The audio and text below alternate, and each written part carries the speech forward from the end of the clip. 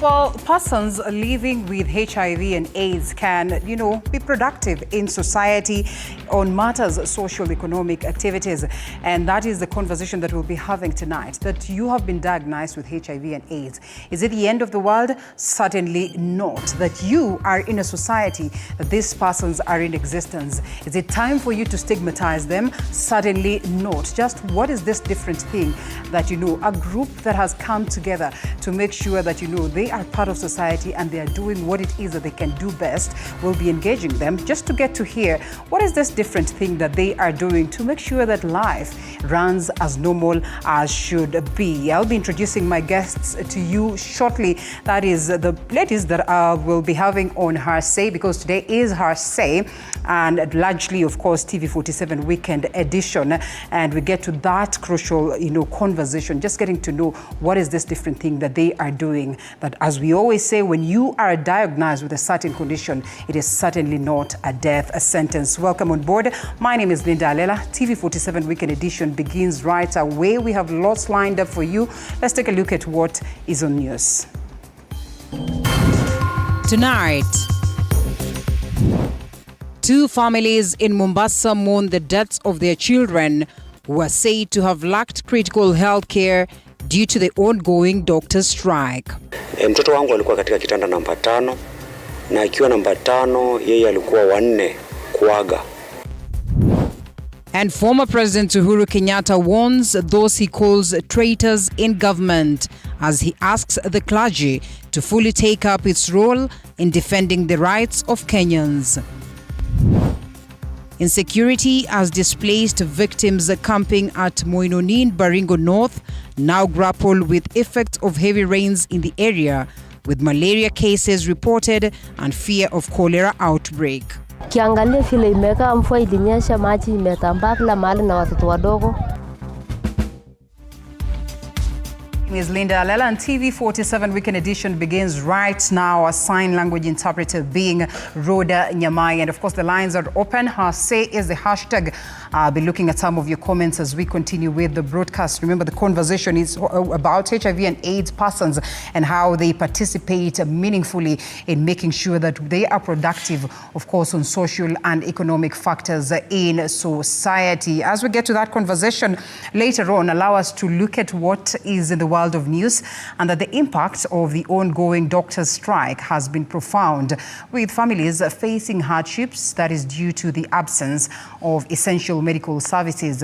Some families in Mombasa County have suffered heartbreaking losses as they grapple with seeking costly treatment at private hospitals, while others endure immense suffering due to the unavailability of medical care. Losing a child is an incomprehensible tragedy. These families in Mombasa County are mourning the loss of their children who perished for lacking critical health services due to the doctor strike, which is on its 4th week. Our visit to these families follows a report we did highlighting the impacts of the strike at the coast region. The assessment revealed widespread suffering among patients not only in Mombasa but also across the nation. Wakanjaribu kumpima, daktari mkubwa akawa naye ametoka, lakini akapigiwa simu akaja siku ya 7 asubuhi ndio kupima mtoto, akasema mtoto ako na infection. So huyo daktari akasema wacha acommunicate Makandara Coast General, aone kama kuna usaidizi nitasaidika upande wa mtoto. Actually alipopiga simu aliambiwa awachukui wagonjwa. Winfred Nduku from Chuda faced childbirth complications with her 4th child on the 26th of last month when she sought care at the public hospital, only to be turned away due to the ongoing strike. Forced to seek help at a private clinic, she delivered her baby via cesarean section, but the child encountered health complications. Despite referrals to public hospitals, Winfred lost her child while seeking care in Kilifi. Wito wangu ule naweza sema madaktari ni wakae na serikali waelewane ili madaktari waweze kurudi. Manake watu wengi wanakufa, watoto mwanzo ndio wamekuwa wazi kabisa, watoto wadogo wenye wanaozaliwa ndio wanaenda sana. She now bears a burden with a debt exceeding 100,000 Kenyan shillings from her treatment at the private hospital while still requiring daily medication post-surgery.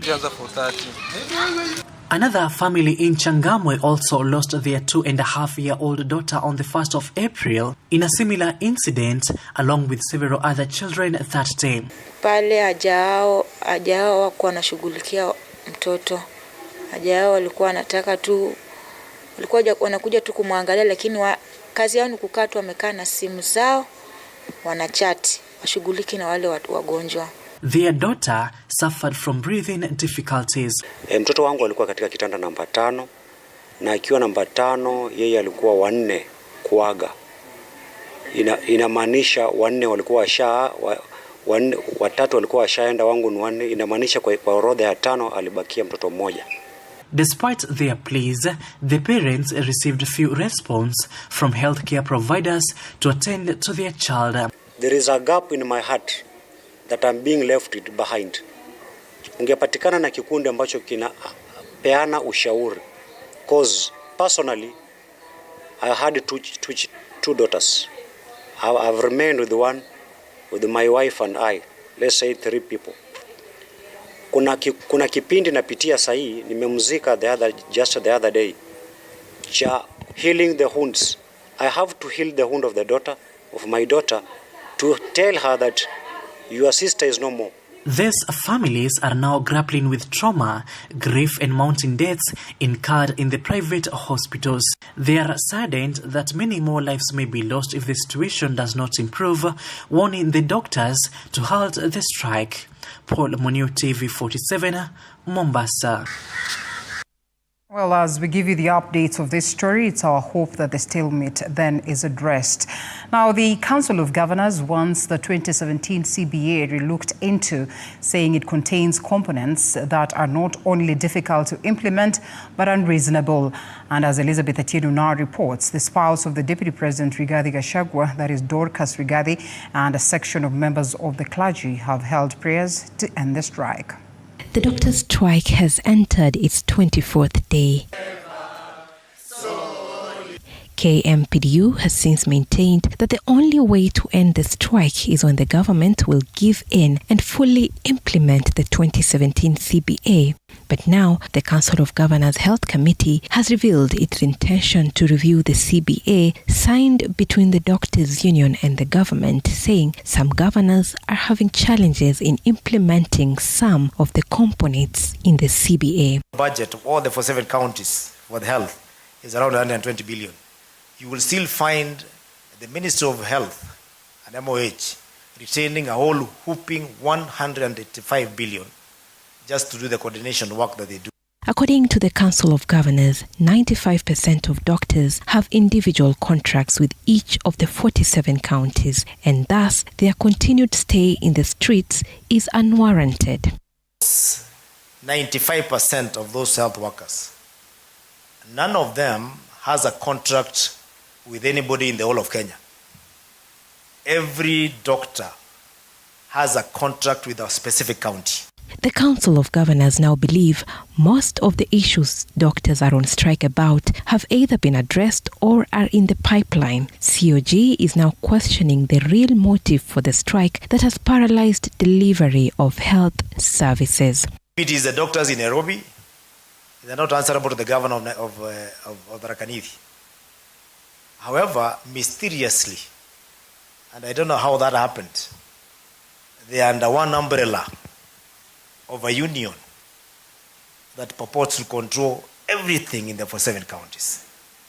The spouse of the Deputy President, Pastor Dorcas Rigathi, and Wiper Party leader Kalonzo Musyoka on Saturday led hundreds of clergy to pray for the end of the doctors' strike that has entered its 4th week. We have many who are sick in hospitals. They need to be treated. And our Lord and our God, we may not have an answer to this, but we are calling Jesus Christ, the Son of the living God, to bring solution to this matter.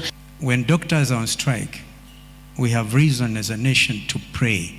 The question that now lingers among many is, will the doctors' union and the government reach an agreement to end the stalemate by the 17th of April as ordered by the Employment and Labour Court? Elizabeth Atieno, TV47. Now, the former president, Uhuru Kenyatta, has called upon the church to fully take up its role in defending Kenyans' rights as well as fostering national integration. Speaking at St. Mary's Msongari Catholic Church here in Nairobi, that is during the ordination of the bishops-elect of the Catholic Church, Nairobi Diocese, the former commander-in-chief has stated that the position of the church in economic and social development remains undisputed. Other leaders present were Chief Justice Martha Koome and National Assembly Speaker Moses Wetangula, as of course Arnold Adidi details. In one of his rare public appearances, former President Uhuru Kenyatta was today among leaders who witnessed the ordination of bishops-elect Simon Peter Kamomoe and Wallace Ng'ang'a, who will now be in charge of the Nairobi Diocese of the Catholic Church. The former president using this platform to reinforce the position of the church in defending Kenyans' rights.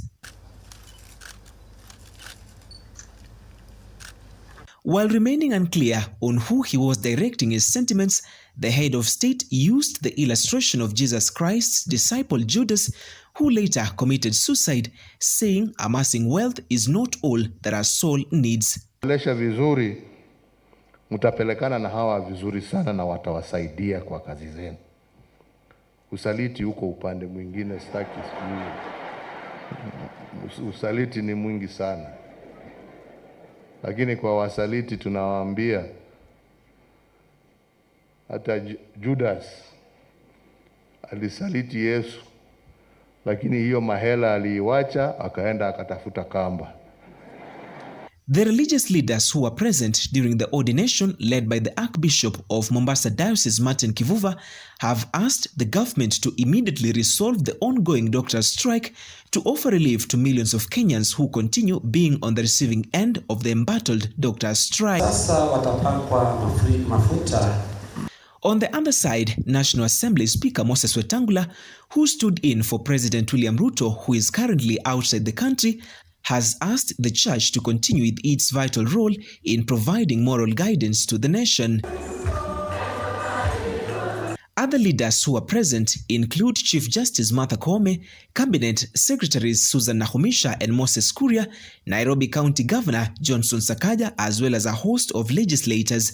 The leaders unanimously defending the contribution of the church in maintaining peace in the country. Let us pray for Kenya to succeed. I know we all want our country to succeed.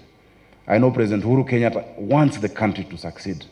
I know the opposition wants the country to succeed. If you don't want your country to succeed, it is like cutting off your nose to spite your face. Wewe peke yako ndio utaumia. Kenya yetu lazima isonge mbele na tunashukuru Mungu kwa baraka ametupa. Most of legislators, the leaders unanimously defending the contribution of the church in maintaining peace in the country. Bishops Simon Peter Kamomoe and Wallace Ng'ang'a were appointed by Pope Francis in February this year as auxiliary bishops of the Archdiocese of Nairobi. Before their appointment, the two served in different leadership positions in the Catholic Church, including the priesthood. Arnold Adidi, TV47. Thank you, Arnold, for that. Now, in another twist, in a scandal that has gripped the attention of the entire nation, the Directorate of Criminal Investigations has begun summoning individuals that were adversely mentioned in connection with the fake fertilizer. And Kisewa Emory reports on the latest developments in the ongoing scandal. Barely a day after the government inadvertently admitted that there had been fake fertilizer in circulation, government investigative agencies have seemingly swung into action, with DCI detectives summoning several individuals of interest over the matter. However, it could be too little, too late. But nani ambaye aliweza kuleta fertilizer, mbolea gushi na kauzia wa Kenya? This is the pertinent question Kenyans continue to ponder as we go into the planting season. To answer this very question, Josiah Kariuki, the head of the company at the center of the fake fertilizer scandal, availed himself at the Directorate of Criminal Investigations police station in Nairobi after he was summoned to appear in Parliament over the matter. I've been having problems with KEBS. The problem I've been having in KEBS, I told them I do organic silk, and it's 70%. And what they load organic on me. But I told them it's silk organic. So I don't know what have been happening, but I have done all those things. They passed the fertilizer. I've been selling for the last 2 years. No farmer, even at National Cereal Board, have complained to us. Josiah insists that his company has done absolutely nothing wrong, while claiming that these accusations are as a result of trade wars so as to ensure a monopoly in the sector is maintained. We know, and I know, there's a lot of people there, they're not happy, whatever I'm doing. Vita hivi anavyopigwa huyu kijana ni vita vya kibiashara. Mabwenyenye waliokuwa wamekalia biashara za fertilizer kwa miaka nenda miaka rudi. The lawyers have also boldly claimed that Josiah would already be behind bars if there was any evidence that pointed to his wrongdoing. Now, our client has honored summons by the DCI to appear before the officers today here. However, we've been asked to come back on Monday, which we will do. You will note from what has been happening that our client is a law-abiding citizen. This comes just a day after the Ministry of Agriculture said that it had done an investigation and inspection of all fertilizers, and that it has determined that those distributed from 5th March to 10th March by Kel Chemicals did not reach the requisite quality standards. Kisewa Emory, TV47. Thank you, Kisewa, for that. Now, a section of residents who fled their home due to insecurity and have camped at the Moinonin area that are now grappling with negative effects of the ongoing heavy rains. And of course, what makes it worse is the poor conditions at the camp, which now poses a great health risk, as Chichi Josephine details. In Baringo North, the families who fled violence after a series of attacks and killings and are camping at Moinonin area are facing a bad situation, which is becoming worse right before their eyes.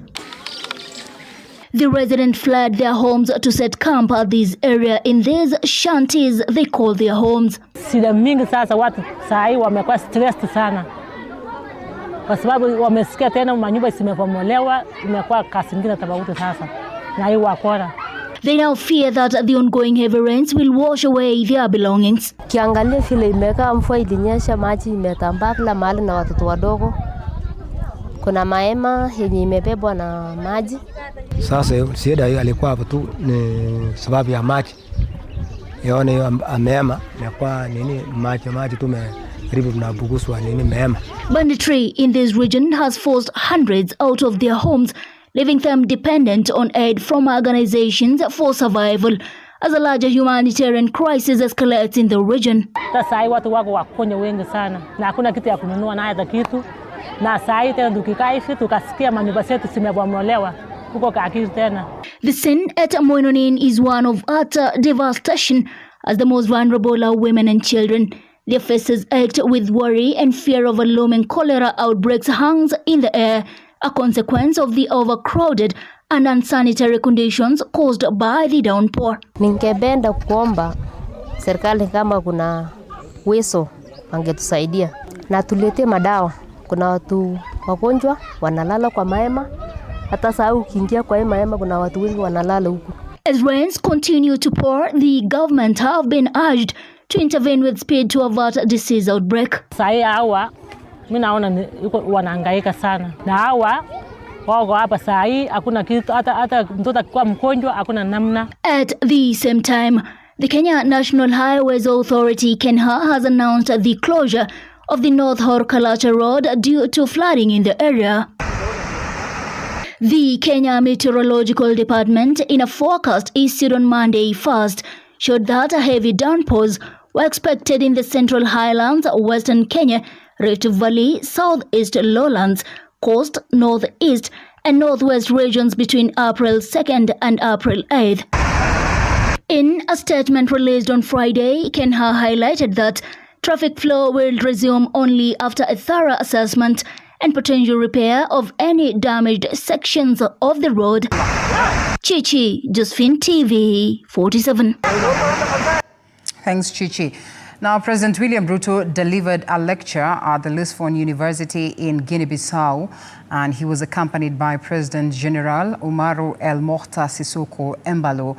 In his speech, President Ruto insisted that the development resources loaned to African countries have punitive interests, calling for fair treatment and the ground leveled. Of course, he also agitated for education and training for African youth that must be relevant to the needs of a continent that is in the next frontier of global opportunities. A global financial architecture that is oppressive, that is unfair, where countries like Guinea-Bissau and Kenya and others, when they go to the financial markets, we find development resources at 10%, 12%, 15%. While countries in the global north go to the same markets and obtain development resources at 0.5%, 1%, maybe 2%, 5, 6, 7 times more. It is not possible, ladies and gentlemen, for us to develop at the same rate when we go to the same markets. We get development resources at different rates. And we have firmly asked that there is an imperative movement that must change the framework of the international financial architecture to be fairer so that all of us can walk into the same markets and obtain development resources at equal and the same interest rates. Can enhance our capacity to attract investment and enable us to solve development challenges. I am inspired by the way our leaders throughout the continent and the people of Africa have engaged with the discourse around climate change. I am proud that we remain closely in touch with nature and understand the connection between our actions and the survival of other forms of life. Now listen to this. Reformed drug addicts are now appealing to the government to assist them in securing jobs, especially in government. Residents of Kiambu today witnessed a rare spectacle where 2 reformed drug addicts tied a knot. Violet Auma with more. There were songs and jubilation at PCE Erayani Church in Githunguri, Kiambu County, when reformed drug addicts exchanged wedding vows. The couple, Simon Kihara and Fidelis Njeri, were among those who successfully completed a rehabilitation program after years of addiction to drug and substance abuse. Njeri was a peddler before taking bold steps to reform, while Simon was using the hard drugs before joining the community-based rehabilitation program. The most awaited wedding was presided over by Reverend Winnie Ndungu. This program has helped vijana sana. When the critical moment of exchanging vows came, the attendees, including their parents, could not hold back tears of joy. Saa hii nasikia furaha sana, jo nimepata bibi. Kuna wakati nilikuwa nimechanganywa na hizo mapombe, kuvuta bangi, kutumia nini, lakini Mungu alinibadilisha na nikakuwa sasa venye niko. Changamoto kubwa sana ni kukosa kazi. The spouse to the Deputy President, Pastor Dorcas Rigathi, who was in attendance, said the wedding, which is the the first under the program is an example to many that everything is possible. I am a very, very proud mother today. This has been my prayer since I said we are going on the Boy Child program. The Boy Child program was meant to make sure that we get our boys from drug and alcohol addiction. She said she will not relent in her fight against drug and substance abuse among the youth, congratulating those who successfully went through the rehabilitation program. This is now saving a generation. Say, saving a generation. Saving a generation. And Satan is very jealous of this man here. And he would like to destroy this man because he's a seed carrier.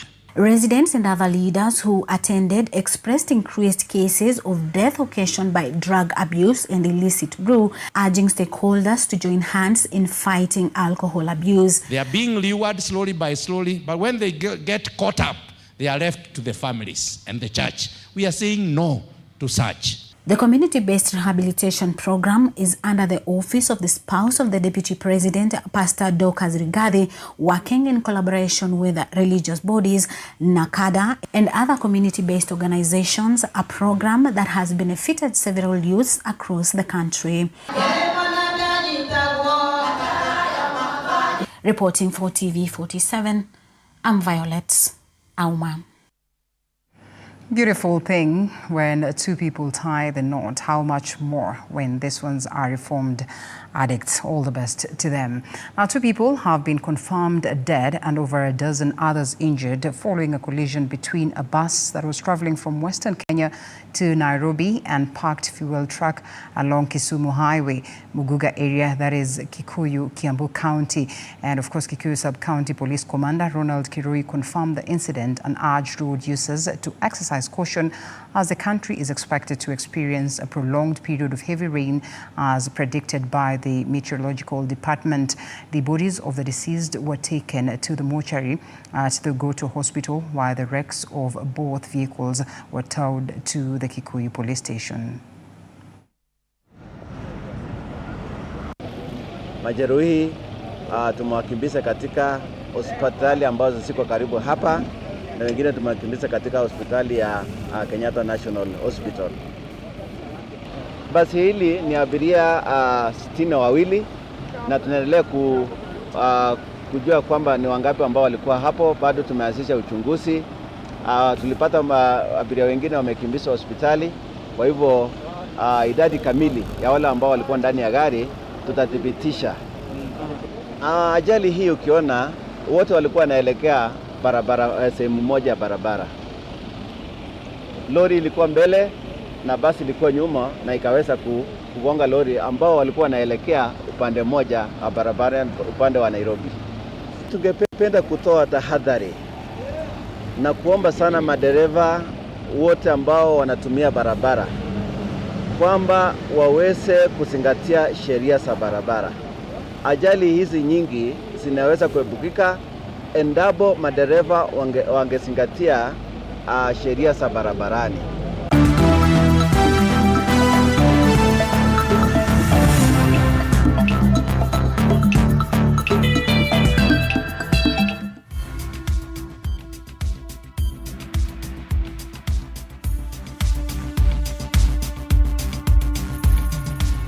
And now to the fields, and Kenya's best gaming company Maybet held a colorful caravan tour here in Nairobi County to reward their customers earlier today.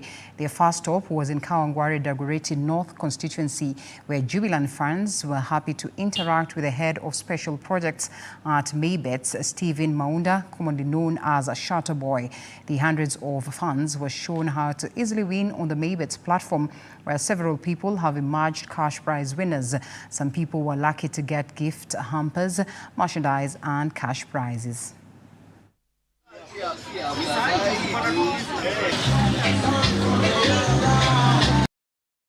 100 million Kenyan shillings. Na kila wiki, if you don't win it, it grows. It's a progressive jackpot, you know.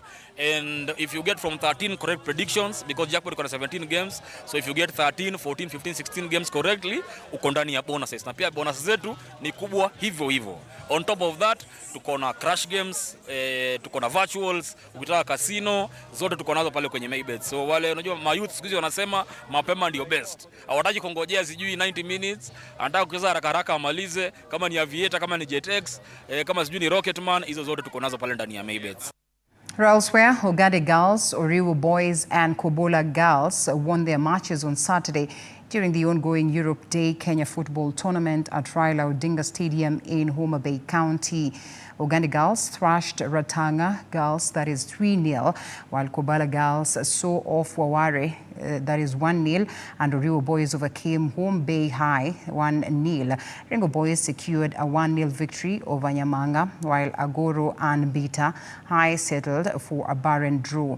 The Under-17 competition continues on Sunday at the Raila Odinga Stadium, where two teams will qualify to represent the county in the national finals on 17th of May. The tournament kicked off in Marsabit County last March and will next be held in Kilifi and Nairobi counties before the grand finale at Ulinzi Sports Complex in the capital. It is being organized by the European Union delegation to Kenya and Cape Media Limited, and of course the official media partner of the competition. Yeah, so I'd like to tell our boys and girls that you know you're the best. You know that you're the very, very best. You know that you're top of Kenya. So don't be discouraged and don't be deterred. I know that you're going to go to Nairobi for the Europe Day football tournament, and I know that you're going to come back with the trophy. I am confident and I am sure. And allow me to really thank the European Union ambassador. The deputy ambassador is already here, but allow me to thank the European Union ambassador, Henriette Geiger, who's visited with us many times and who even went ahead and brought 6 European country ambassadors. We want to make sure that we give them this opportunity, that they are able to compete, that they meet others, that they get the visibility, and that maybe if they have some dreams to continue in this particular career track, they start to move in that direction. We're working with a football academy here in Kenya, and they always look for new talent. And so, of course, some of the players that will be from these school teams, hopefully, will make it into the academy, and maybe one day they will play in Europe, and one day they will represent Kenya in the Olympics. All right, her name is engraved in Kenya's history books for being the first ever fencing athlete to qualify for the Olympics. Alexandra Dulu will fly Kenya's flag during the 2024 Paris Olympics later this year. She is the undisputed queen of fencing in Africa and amongst the top athletes in the world. Tony Kwalanda caught up with her during her training in Nairobi and filed this report. Her dream was to represent Kenya at the Olympics. That is in the bag. Her next mission is to see more local athletes participate in major competitions. Alexandra Dulu is beaming with joy for reaching the apex of her sporting career, the Olympics. Born of a Kenyan father and a Polish mother, Dulu has seen it all on her way to the top. She currently occupies the fencing throne in Africa, which places her amongst the best in the world. I switched to Kenya and I knew it would be a bit challenging because I knew that not so many Kenyans, or almost no one, knew about fencing. So I switched 1.5 years ago, and I knew within 2 years I have so many goals. I want to qualify for the Olympics. After switching her citizenship from Germany, Dulu first represented Kenya in November 2022, the year she won a world silver medal. Once I ran through my own financial means, my mom stepped in, which was really crucial for the last month now of the qualification, because yes, I was really highly ranked as a best African lady, but you never know what happens, so I needed to go to those last competitions. She went on to participate in 10 major competitions comprising of 8 World Cups, Africa Championships and World Championships to book her ticket for Paris. The Olympic Village, let me tell you, I love doing sports. I'm also a sports fan. So I will be probably with the US basketball team and, in the same place. It will be Steph Curry, LeBron James, all those great athletes. I will be in the same house as Eliud Kipchoge, you know, so there are quite a few names that will be in the same cafeteria as you that could fluster you. And I'm trying to be excited about that, but also focus really on my performance. Before she sets up camp in Miramas City, Ndolo has trips to make to Colombia, United Arab Emirates, and Morocco for the Africa Championships. So for me, just going to the Olympics, I know it's a big step, but I also have ambitions for the competition itself. So I'm already focused on that day, and I want to perform as well as possible. I think I have a chance to win a medal, because I've won a silver at World Championships 2 years ago. The founding member of the Kenya Fencing Federation already has plans on how to promote the sport in Kenya after the Paris Olympics. Tony Kwalanda, TV47 Sport. Oh, beautiful piece right there. That's all we had in the world of news. It's now for us to take a quick short break. But before then, allow me to introduce the guests that we have tonight. Remember, the conversation is about Her Say. And on Her Say, we discuss just how important it is for us to understand the contribution that persons that are living with HIV and AIDS have in society. And, you know, have this conversation around shunning stigma. On a set tonight is Beth. Beth is wearing a green t-shirt, would say. Yes, Beth Wanjiko, a social worker in this country. We equally have Grace Waruguru Kiarie, CEO Kiambu People Living with HIV, of course, commonly known as Kipewa. She tells us how they formed this foundation, or perhaps how they formed this NGO, and just what they do therein to make sure that these persons have a safe space, and equally sensitize the society on how best, or the community on how best to make